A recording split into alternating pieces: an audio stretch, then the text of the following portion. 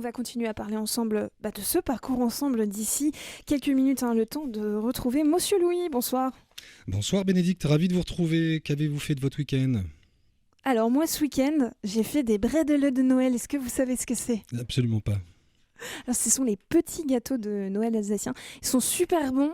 Alors je ne veux pas vous mettre l'eau à la bouche, donc je vous en enverrai peut-être si vous êtes Non, mais sympa. j'espère qu'un jour on se verra, parce que je rappelle quand même qu'on n'est pas exactement dans les mêmes studios et que je ne vous ai jamais rencontré, Bénédicte. Alors moi, ce week-end, je me suis habillé en cow-boy et j'ai mangé une salade d'accueil au tribunal. Qu'en pensez-vous ?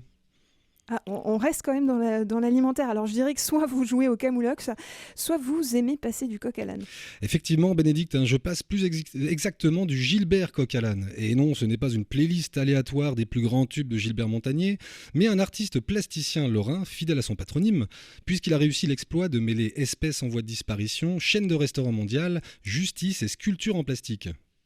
Alors attention, est-ce que vous allez arriver à nous expliquer tout ça en moins de 4 minutes ? Ouais, je vais vous la faire simple. Le 29 juillet 2020, la police de la banlieue nancéienne fut appelée pour interpeller un individu qui était en train de détériorer les biens d'une grande chaîne de restauration dont je tairai le nom. En effet, arrivés sur place, les représentants de l'ordre prirent en flagrant délit un inconnu en train de tirer à l'arc, pointant ses flèches dans la sculpture en plastique représentant non pas l'ordre, concentrez-vous un petit peu, mais le symbole publicitaire de la chaîne de restaurants. Le Géronimo du 5-4 fut placé en garde à vue pendant 23 heures et soumis à une expertise psychiatrique. Car il est vrai qu'on puisse être interpellé, alors non pas par la police, concentrez-vous, mais par la vue d'un homme chassant à l'arc un bison en plastique rouge. Je ne vous dirai rien sur l'identité de la chaîne, mais déduisez-en ce que vous en voulez. Quelles ont été les suites données à cette affaire qui est, faut le dire quand même, plutôt étrange ? Alors si l'entreprise visée, dont le nom commence par B et finit par Uffalo Grill, n'a pas voulu porter plainte, le procureur de la République, c'est-à-dire l'État, c'est-à-dire vous et moi, Bénédicte, considérant l'individu comme dangereux pour la société, c'est-à-dire vous et moi, Bénédicte, il a décidé de poursuivre quand même le citoyen français répondant au nom de Gilbert coq à l'âne, donc pas vous et moi, Bénédicte, artiste plasticien de son État et au casier jusqu'ici vierge de ce genre de délit farfelu. 6 mois plus tard, le 4 janvier dernier, Gilbert coq à l'âne sera jugé et reconnu coupable de dégradation de biens d'autrui. Il a été condamné à une amende de 400 € avec une inscription au casier judiciaire.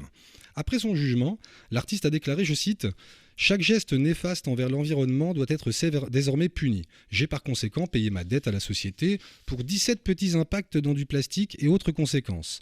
C'était mon devoir. L'un des objectifs était de montrer qu'un objet en plastique possède plus de droits et de protection qu'un animal de chair et d'os. Je n'en doutais pas. En complément d'autres preuves, désormais nous en avons la preuve artistique. » Fin de citation.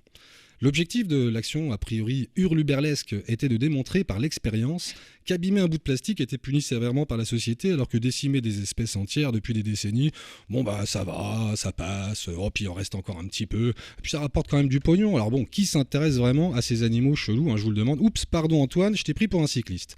Alors on critique souvent les artistes quand ils s'engagent pour des causes au travers de leurs films, de leurs chansons, de leurs livres, comme quoi c'est facile d'avoir un avis sur la misère du monde ou l'écologie quand on n'en subit pas les conséquences et qu'on est bien au chaud dans son fauteuil. Gilbert coq à l'âne montre qu'un artiste peut s'exprimer en investissant la réalité, la vraie vie, en allant au bout de son action, en l'assumant et en nous prouvant par A plus B l'absurdité du fonctionnement de notre société face aux beaux discours écologiques et autres promesses en bois. Et pour couronner le tout, et ajouter une touche d'humour absurde et cruel à la fois, Gilbert coq à l'âne s'est présenté devant la justice habillé en torero. Personnellement, j'estime que le travail de cet artiste est intelligent. Alors pas au sens d'une supériorité intellectuelle, mais au sens étymologique du terme qui vient du latin interligare qui signifie créer du lien. Derrière l'absurdité apparente du geste, il obtient une réaction de la justice qui nous invite à réfléchir sur un sujet essentiel et vital pour la survie de notre espèce, et je trouve ça intelligent. Alors je vous invite toutes et tous à aller découvrir le reste de son travail, qui se trouve sur un réseau social célèbre américain dont je tairai le nom également, mais qui commence par un F et qui finit par... vous voyez très bien de quoi je parle. Et on a appris la semaine dernière que la célèbre entreprise a abandonné complètement son ambiance western et relooké complètement ses restaurants. Tout à fait. Alors bravo Gilbert et bonne semaine à tout le monde. Oui, à vous aussi, Monsieur Louis. À très bientôt.